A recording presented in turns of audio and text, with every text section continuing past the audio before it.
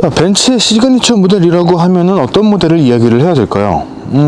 아마 각각의 분류에 따라서 좀 명확하게 나뉘어질 것이다 라고 생각이 됩니다. 세단에서는 S클래스, SUV에서는 G클래스, 스포츠카 브랜드에서는 이 모델을 이야기를 해야 될 것 같습니다. 오늘의 주인공은 7세대로 돌아온 메르세데스 AMG SL63입니다.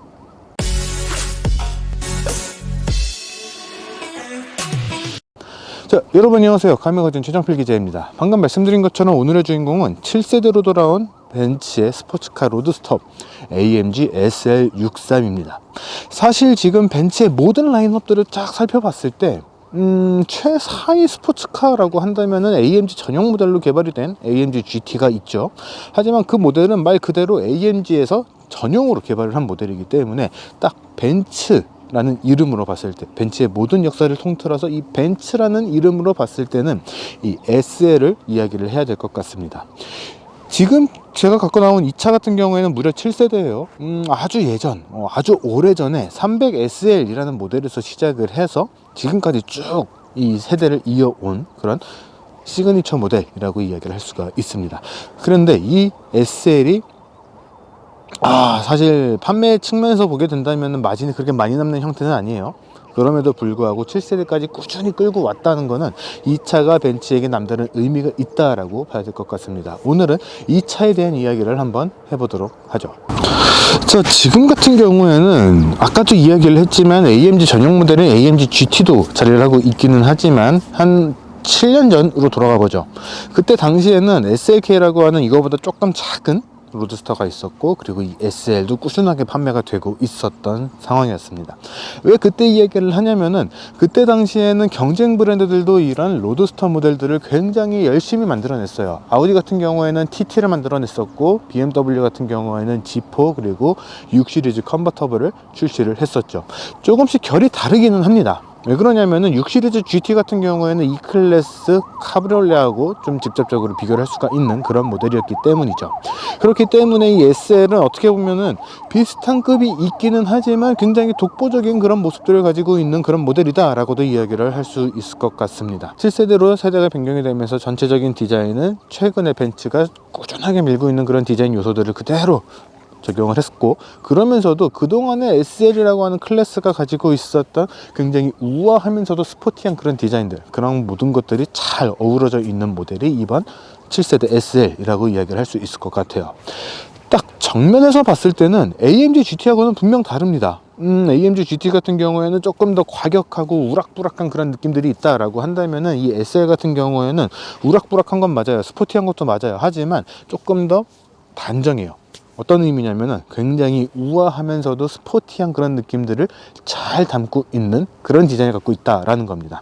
그렇기 때문에 AMG 특유의 이런 그릴들, 굉장히 큼지막한 벤츠 로고도 장착을 하고 있지만, 그렇다고 해서 AMG GT하고는 완전히 다른 결의 디자인을 갖고 있다라는 거예요. 사실 7세대가 되면서 많이 바뀐 부분들도 분명 있기는 합니다. 직전 세대 6세대까지만 하더라도 하드탑을 적용을 했던 것을 이제는 소프트탑으로 변경이 됐고, 기존에는 딱 2명만 앉을 수 있는 굉장히 여유로운 2명을 위한 공간이었다라는 이 실내 공간 같은 경우에도 이제는 2+2 시트로 변경이 됐어요. 그러면서 많은 것들이 변화가 되기는 했지만, 겉에서 봤을 때 이 디자인만 봤을 때는 이전부터 이어져 오던 굉장히 여유롭고 풍요로우며 그러면서도 강력한 힘을 여지없이 보여주는 그런 매력적인 디자인을 고스란히 갖고 있다라는 거죠. 왜 이런 이야기를 앞서서 많이 했냐면은 딱 측면에서 봤을 때 기존의 SL의 느낌이 나오면서도 완전히 다른 느낌을 전달을 해주고 있다라는 것들도 볼 수 있기 때문입니다. 예전 같은 경우에는 특히 SLK 때부터 그랬어요. 엉덩이 바로 밑에서부터 뒷바퀴가 막 움직이면서 막 난리를 치는, 그렇기 때문에 굉장히 짜릿한 주행이 가능한 그런 구성을 갖고 있었다라고 한다면은 SL은 그것보다는 조금 더 여유롭게, 왜냐면 차가 워낙에 길다 보니까 운전자가 딱 앉아 있어도 뒷바퀴는 내가 바로 엉덩이 밑에 있는 것이 아니라 조금 더 뒤쪽에 있어서 조금 더 안정된 그런 드라이빙을 즐길 수가 있는 구성이었기 때문입니다. 그런데 이번에 7세대가 되면서는 뒤쪽에 2개의 시트가 더 추가로 붙게 됐어요. 그렇기 때문에 이전보다 조금 더 안정적으로 주행을 할 수가 있는, 엉덩이 바로 밑에서 뒷바퀴가 막 난리를 치는 그런 구성이 아니라 조금 더 여유롭게 주행을 할 수가 있는 그런 구성이 됐다라고 볼 수가 있는 겁니다. 그러면서도 차의 전체적인 라인은 굉장히 우아하고 또 섹시해요. 지금은 노란색 바디 컬러에 검은색 소프트톱이 적용이 되어 있기는 하지만 어떤 색 조합을 하더라도 크게 문제는 없을 것 같습니다. 어떤 조합을 하더라도 특유의 매끄럽게 쭉 뻗어나가는 라인, 거기에다가 은은하게 풍부한 요 팬더 라인까지, 우아하면서도 섹시하다라는 거는 아마도 이런 디자인을 보고서 하는 이야기 아닐까 싶습니다. 물론 그러면서도 특유의 롱 노즈 숏테크의 느낌은 그대로 가져가고 있기는 해요. 이전보다 더 길어졌기 때문에 그런 느낌들이 조금 희석이 되기는 했지만, 그럼에도 불구하고 이 SL은 누가 보더라도 굉장히 우아하면서도 스포티한 주행을 가능하게 해주는 요트 같은 느낌을 전달해주는 롱노즈 숏테크의 스포츠 로드스터다라는 것들을 측면에서 여지없이 드러내주고 있죠. 거기다가 지금 바퀴 같은 경우에도 21인치 휠이 장착이 되어 있습니다. 굉장히 살 많이 껴져 있는 굉장히 공격적인 휠이 장착이 되어 있죠.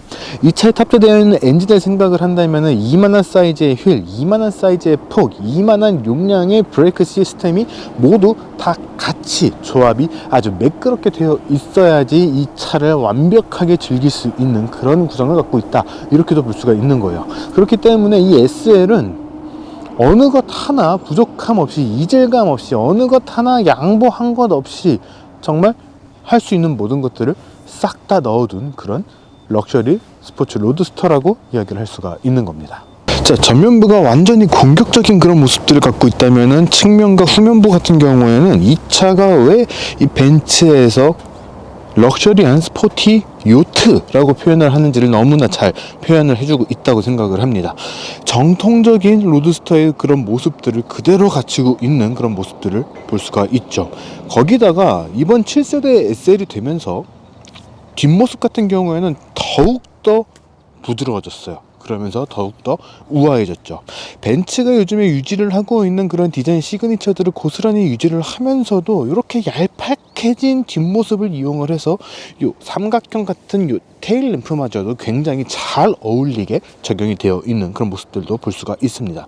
그렇기 때문에 정면에서 봤을 때는 강렬하지만 측면, 그리고 지금 보고 계시는 이 측후면, 그리고 정후면에서 봤을 때는 이 SL은 정말 우아함의 극치를 달리는 그런 스포츠 로드스터, 진정한 로드스터라는 그런 느낌들을 받게 되는 거죠.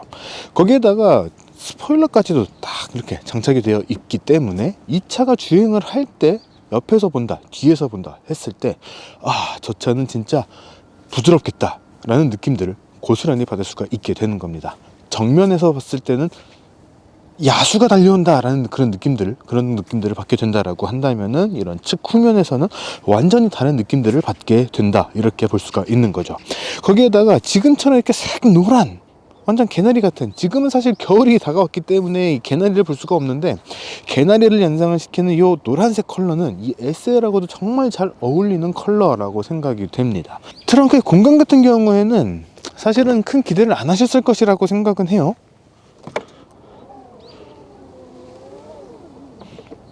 실제로도 그렇게까지 넓은 공간은 아닙니다. 물론 이 차 같은 경우에는 이제 7세대가 되면서 다시 한번 소프트 톱으로 변경이 됐고, 그렇게 되면서 조금 더 트렁크의 공간을 많이 잃어버리진 않은 그런 형태를 취하고 있기는 하지만, 글쎄요.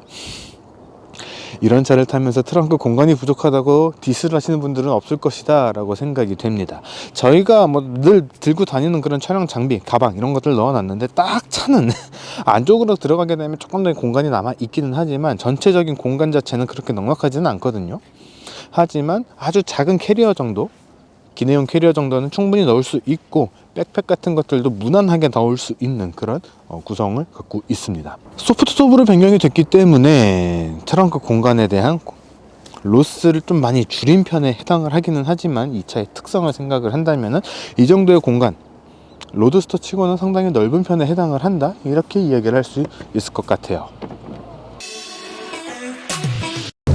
자, 이번에는 이 AMG SL 실내로 들어왔습니다. 2열이 있기는 하지만 사실 2열을 살펴보지는 않을 거예요.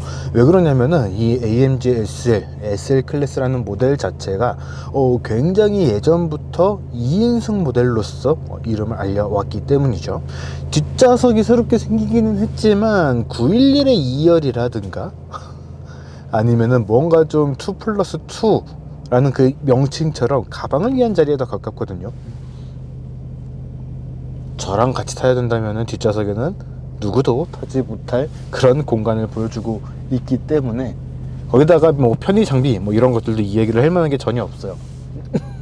그래서 1열을 조금 더 편안하게 쓰면서 가방 같은 것들을 같이 놓을 수 있는, 동승석에 누군가가 더 앉는다라고 했을 때도 뒷좌석에다가 뭔가를 놓을 수 있는, 더 쉽게 놓을 수 있는, 굳이 트렁크까지 가지 않아도 되는 그런 공간을 만들어줬다라고 생각을 하시면은 좋을 것 같습니다. 그 정도로 이야기를 하면은 될 것 같아요. 2열은 포인트는 그래서 1열이 될 것 같은데, 1열 같은 경우에는 AMG GT의 느낌을 조금씩 드러내면서도 완전히 다른 또 느낌을 전달해주고 있다, 그렇게 볼 수 있을 것 같아요. 가장 좀 특징적인 포인트라고 한다면은 요 11.9인치 디스플레이가 있는 요 가운데 부분이라고 생각이 됩니다. 지금은 뭐 카메라를 부착을 해둔 것 때문에 탑을 열기가 조금 그런데, 탑을 열게 되면은 이렇게 디스플레이의 각도를 조절을 할 수가 있어요.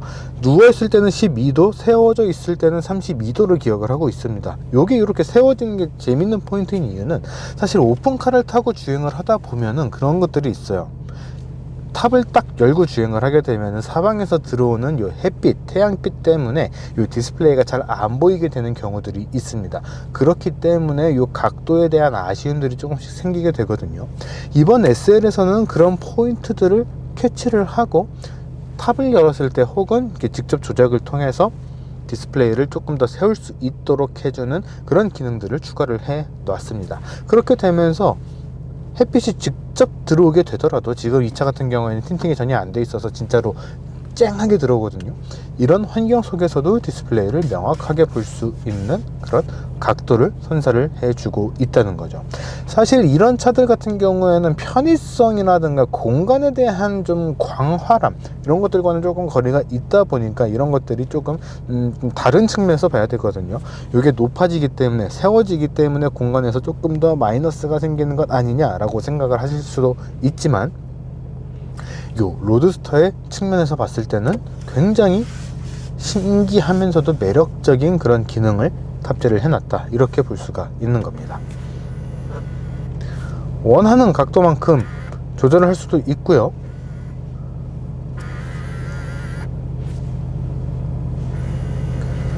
필요가 없다라고 했을 때는 완전히 눕혀 놓는 그런 모습들도 가능하다라고 보시면 될 것 같아요.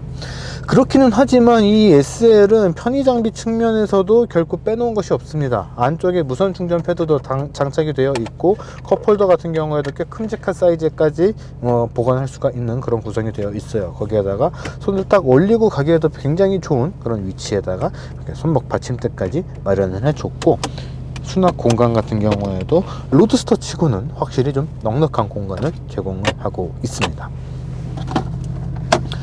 글러브박스 하단 쪽 같은 경우에도 나쁘지 않은 공간이에요. 좋은 공간이라고 하기엔 조금 그렇지만 나쁘지 않은 공간을 제공을 해주고 있습니다. 계기판과 스티어링 휠 같은 경우에는 이 차의 성격을 너무나도 잘 드러내주는 그런 구성으로 되어 있습니다.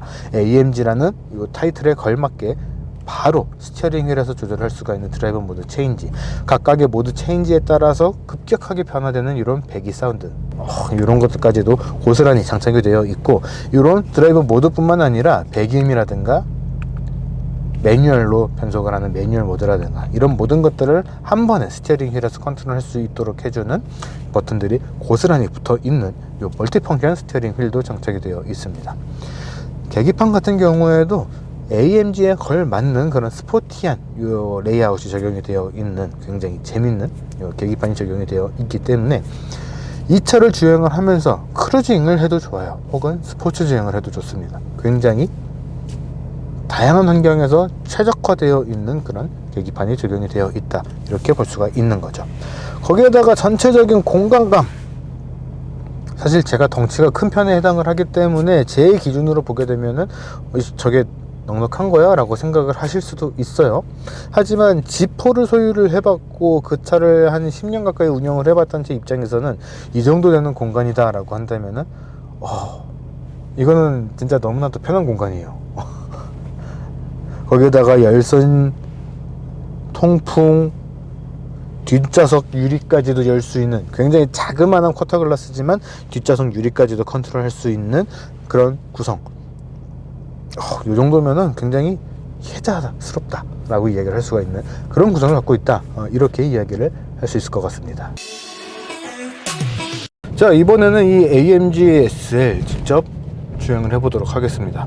사실 최근에 벤츠가 여러가지 AMG 모델들을, 굉장히 다양한 모델들을 선보이면서 63이라는 숫자를 잘 안 쓰기 시작을 했어요. 안 쓰는 건 아니지만 보기 좀 힘들어진 측면들이 분명 있습니다. S63, E63, 요즘에 E클래스에서도 63을 안 쓰죠. 53 AMG를 쓰고 있죠. 그런 식으로 63이라는 숫자를 잘 안 쓰고 있는데, 이 SL은 그런 몇 안 되는 63이라는 숫자를 유지를 해주고 있는 강력한 모델 중에 하나입니다. 물론 AMG GT 4도어 같은 경우에도 43 모델이 있고 63 모델이 있어요. 하지만 63 모델보다는 43 모델이 조금 더 판매에 있어서 메인스트림을 가져가고 있다 보니까 좀 보기는 힘든 그런 측면들이 분명 있습니다. 그런데 이 SL 같은 경우에는 딱 63, 43, 53 이런 거 안 넣어줬어요. 딱 63이라는 숫자를 적용을 해준 그런 모델입니다. 이거를 왜 이렇게 길게 이야기를 했냐면은, 사실 요즘에는 6300cc 이런 초대배기량 엔진 보기가 힘들어졌죠. 그렇기 때문에 그런 엔진은 아니지만, 비록 배기량은 4000cc에 불과하지만 V8 엔진이에요. 8기통 엔진을 장착을 해줬어요. 거기에다가 9G 트로닉 변속기까지 장착을 해주면서 발휘하는 성능이 무려 최고 출력 585마력, 최대 토크는 81kgm/m라는 무시무시한 성능을 발휘를 하는 그런 구성을 넣어줬습니다. 거기에다가 스포츠 로드스터 치고는 좀 드문 그런 구성일 것 같아요. 에어매틱 서스펜션이 같이 적용이 되어 있기 때문에 차의 높이도 조금씩 조절을 해주고요. 이 에어매틱 서스펜션을 이용을 해서 이 차가 고속으로 주행을 하고 있을 때 내 노면의 상태를 싹 파악을 해서 최적의 이 서스펜션 상태, 최적의 접지력을 발휘를 할 수 있는 그런 구성을 갖춰 놨습니다. 그렇기 때문에 이 차는 이렇게 부드럽게 여유롭게 주행을 할 때도 그렇지만, 고속으로 진짜 쏜다고 하죠. 쏠 때도 정말 안정적인 그런 드라이빙이 가능한 그런 모습들을 보여주고 있습니다. 그래서 이 차를 주행을 하면서는 어떻게 보면 이 차가 가지고 있는 파워트레인이라든가 이 차의 외관, 분류 이런 것들 때문에 굉장히 단단하고 하드하고 불편할 거야 라는 생각을 많이 하실 수 있을 것 같아요. 하지만 이 차는 막상 주행을 해보면은 너무나 편합니다. 약간의 뻥을 조금 더해서 S클래스하고 E클래스 사이에 있는 그런 편안함까지도 느낄 수 있는 그런 구성을 갖고 있다라는 겁니다. 왜 S클래스 이상 혹은 동급의 그런 편안함은 아니냐라고 물어보실 수도 있는데, 어쨌든 이 차는 스포츠카입니다. 로드스터예요. 스포티한 것들에 조금 더 포커스를 맞춰 놨기 때문에 그런 측면에서는 S클래스를 이기지는 못하지만, 그래도 그와 비교를 했을 때 결코 부족함이 없는, 그에 준하는 그런 편안함을 선사를 해주고 있다라는 겁니다. 하지만 이 차의 진짜 매력은 말 그대로 달릴 때예요. 쏠 때예요. 쏠 때. 그렇기 때문에 여러가지 주행 모드를 제공을 하고 있는데, 가장 기본적인 컴포트, 인디비주얼, 그리고 윈터 모드하고 더해서 스포츠와 스포츠 플러스 모드가 제공이 되고 있고요. 거기에 더해서 이 차만의 매력 포인트 중에 하나, 레이스 모드가 같이 장착이 되어 있습니다. 레이스 모드를 선택을 하게 되면 구동장치나 서스펜션도 스포츠 플러스 모드로 변경이 되게 되고요. AMG 다이나믹스 같은 경우에는 프로로 변경이 됩니다. 이 AMG 다이나믹스가 프로로 변경이 됐다라는 거는 운전자한테 너 자신 없으면 이거 하지 마 라는 이야기를 전해주는 거거든요. 서킷에서 정말로 타임 어택을 한다라고 했을 때 이보다 좋은 모드는 없습니다. 진짜 면 안 될 거예요. 그런 모드를 제공을 하고 있다라는 거죠. 그렇기 때문에 이 차는 으아!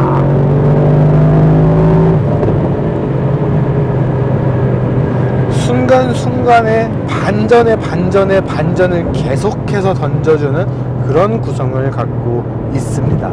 그래서 편안하게 주행을 해야 된다라고 했을 때는 너무나도 편안하게, 폭발적인 성능을 쫙 다 뿜어내야 되겠다 했을 때는 정말로 과격하게 양쪽의 모습을 한 번에 보여주는 그런 구성을 갖고 있다라는 거죠. 그러면 이 차는 뭐 완벽하단 소리야? 라고 하신다면 그렇지는 못해요. 소프트탑이 적용이 되어 있기 때문인데, 하드탑과 소프트탑의 장단점이 분명히 있습니다. 하드탑을 선택을 했을 때는 조금 더 단단한 강성을 만들 수가 있고요, 소프트탑을 선택을 했을 때는 조금 더 가벼운 그런 무게에서의 이득을 얻을 수가 있습니다. 하지만 소프트탑을 했을 때는 분명 바람소리 같은 것들, 풍절음 같은 것들이 들어올 수밖에 없어요. 하드톱은 그런 느낌들은 확 죽여주기는 하지만 장기적으로 봤을 때 잡소리라 그러죠. 탑이 삐그덕삐그덕 거리는 그런 잡소리에서는 자유로울 수가 없습니다. 처음부터 이런 소리들을 계속 들으면서 아, 소프트 탑이니까 원래 그래 라고 생각을 하고 받아들일 것인지, 아니면은 처음에는 안 그랬는데 이제 뭐 차가 노후화가 됐으니까, 시간이 흘렀으니까 이런 소리 이제 날 수 있어 라고 나중에 받아들일 것인가, 그런 차이들도 분명히 있거든요. 하드탑을 선택을 했을 때는 딱 이렇게 탑을 닫고 달릴 때는 쿠페 느낌, 완연한 쿠페 느낌이에요. 하지만 이런 소프트탑 같은 경우에는 완연한 쿠페보다는 로드스터인데, 오픈 에어링이 가능한 로드스터인데 그냥 뚜껑에다가 살짝 호루천 더 얹어둔 그런 느낌이 든다, 그렇게도 볼 수가 있는 거죠. 그래서 사실은 SLK, G4, 이 SL까지도 하드탑을 선택을 했었던 여러 모델들이 너무나도 매력적이었던 건데, 지금은 이 차들이 다 단종이 되거나 소프트탑으로 바뀌어 버렸어요. 당시에는 아우디 TT에게 너희는 왜 소프트탑이냐 이런 느낌을 전달했었다면은 이제는 다 소프트탑으로 바뀌어 버렸다는 거죠. 하드탑이 주는 매력과 소프트탑이 주는 매력이 분명히 다르기 때문에 직전 모델까지 하드탑을 선택을 했었던 이 SL의 입장에서는 아쉬움이 남을 수밖에 없다, 그렇게 이야기를 할 수가 있는 겁니다. 연비 같은 경우에는 조금 좀 왔다 갔다 하는 느낌들이 좀 있어요. 왜냐면은 크루징을 할 때는 연비가 생각보다 좋아요. 크루징을 부드럽게 하고 있을 때는 연비가 한 9, 10 이 정도까지 나와줬었는데, 조금 쏘고 다녔더니 지금 트립상에서는 6.3까지 뚝 떨어졌거든요. 생각을 해보세요. 4000cc V8 엔진이에요. 연비가 좋을 수가 없죠. 잘 활용을 한다면 충분히 좋은 연비를 뽑아주는 것도 맞지만, 이 차가 가지고 있는 기본적인 성능은 굉장히 고성능, 하이 퍼포먼스이기 때문에 연비까지 항상 충족을 시켜줄 수 있다, 그렇게 보기에는 좀 어려울 것 같습니다. 다만 그 부분은 이 차의 단점이 아니라 이 차의 특성이라고 생각을 해주셔야 될 것 같습니다.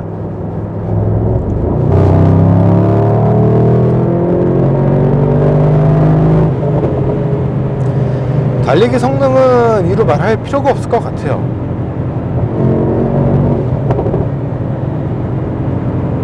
아까 말씀드렸던 이 에어 서스펜션과 함께 이 차의 모든 부분들은 이 차가 언제든 최적의 성능으로 달릴 수 있는 그런 모습들을 보여주고 있습니다. 그렇기 때문에 이 계기판에서 모드에 따라서 조금씩 보여지는 게 다르긴 하지만 최고 속도가 360km까지 찍혀 있거든요. 거기까지 달리겠다는 건 아니지만 그런 정도로 이 차는 그 속도까지 달릴 수 있는 가능성, 잠재력을 내재를 하고 있는 차다라는 것들을 곳곳에서 보여주고 있는 겁니다. 그렇기 때문에 이 차에서 부족함을 찾는다? 이 차에서 부족한 거는 딱 하나예요. 많은 사람들이 살 수 없다. 정말 선택받은 몇몇 사람들만 접근할 수가 있는 그런 차 중에 하나다 라는 거지, 그 외의 부분에서, 특히 성능과 관련된 부분에서 이 차의 단점을 찾는다? 그거는 억지가 될 수밖에 없을 것 같습니다. 거기다가 배기음도 너무 좋아요. 과거에는 M이냐 BMW의 M이냐 아우디의 RS냐 이 벤츠의 AMG냐에 따라서 이 사운드가 너무나 달랐습니다. BMW의 M은 굉장히 날렵하고 앙칼진 사운드를 선보였다면은 아우디의 RS는 폭력적이었어요. 굉장히 강하게 뭔가 샌드백을 치는 듯한 퍽퍽퍽 하는 그런 사운드가 RS의 사운드였다면은 이 AMG는 굉장히 낮은 중저음의 관악기를 불어주는 그런 사운드를 뿜어줬었거든요. 그런 사운드가 정말 오랜만에 느껴지는 진짜 AMG 모델 중에 하나, 그런 차가 이 AMG SL63이다. 그렇게 정리할 수 있을 것 같습니다. 자, 지금까지 메르세데스 AMG SL63 포매틱 플러스 7세대 모델을 시승을 해봤습니다. 사실 이 차를 조금 더 빨리 시승을 하고 싶었는데 그러지 못했어요. 그러다 보니 어쩌다가 지금 시즌에 시승을 하게 됐는데 사실은 너무나 재밌었지만 그와 동시에 너무나 무서웠습니다. 왜 그러냐면 지금 온도가 한 2도 3도 정도 찍히거든요. 그러면 노면 온도는 더 낮아요. 이런 고성능의 모델을 시승을 하는 데 있어서는 별로 좋지는 않은 조건이었습니다. 그런데 그럼에도 불구하고 이 차를 타면서 부담이 그나마 적었던 것은, 물론 굉장히 잘 달려요. 하지만 그만큼 너무나도 편하고 너무나도 우아하게 주행을 할 수가 있는 그런 모델이었기 때문입니다. 가격으로 보게 된다면, 어떻게 본다면 S클래스보다도 더 비싼 금액을 지불을 하셔야 돼요. 지금 보고 계시는 이 차 같은 경우에는 2억 3,300만 원대의 가격이 측정이 되어 있고, 여기에 퍼포먼스까지 추가가 된다라고 한다면은 2억 5천만 원이 훌쩍 넘는 그런 금액대가 측정이 되게 됩니다. 이 차를 선택을 한다는 거는 다른 수많은 편안하고 뭐 잘 달리고 이런 것들을 다 떠나서 이 차여야 하는 이유가 있다라는 뜻이 되거든요. 뭐 페라리를 못 사서 이거를 샀다, 이렇게 볼 수는 없는 차라고도 할 수가 있습니다. 그렇다고 해서 뭐 롤스로이스의 팬텀, 드롭헤드 쿠페 이런 것들과 비교를 할까요? 글쎄요, 그거는 너무나도 편안하기만 한 그런 차가 아닐까 싶거든요.